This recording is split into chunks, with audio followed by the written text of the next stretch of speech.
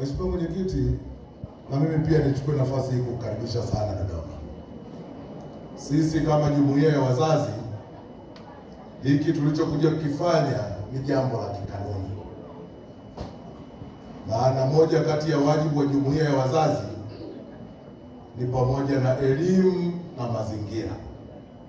Na nikushukuru sana kwa sababu tumeanzia kwenye mazingira, tumepanda miti, na nitafurahi sana kuona ule mti uliopandwa na mwenyekiti wangu wa jumuiya ya wazazi taifa unakabidhiwa mtu maalum ili aweze kuutunza, maana kibao kile kikubwa sana.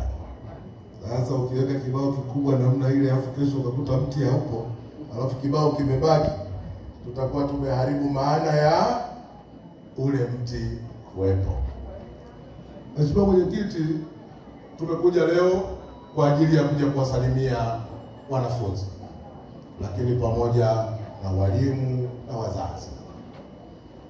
Mwenyekiti, ulipofika wakati wa utambulisho, kuna maelekezo nilikuwa na kuona hapa unatoa, na ningefurahi kuona yale maelekezo yamefuatwa. Niombe sasa form 5 na form 6 msimame.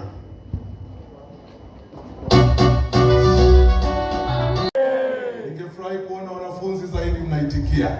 Hombolo hoye! Maganya hoye! Basi 5 na 6 sasa mkae. Maana haya yalikuwa ni maelekezo ya mwenyekiti wangu wa taifa. Mheshimiwa Mwenyekiti, watu wote wana hamu ya kusikiliza wewe. Mimi nisiwe msemaji sana, ila tu kwa machache kwamba jamani, wanafunzi pamoja na jumuiya ya walimu na mheshimiwa diwani wa kata hii. Sasa baada ya makofi hayo naweza kusema CCM oye! Maana Gen Z siku hizi watu wanasema sio CCM. Kwa hiyo baada ya maneno haya nikisema CCM oye, naamini mnanielewa. CCM oye!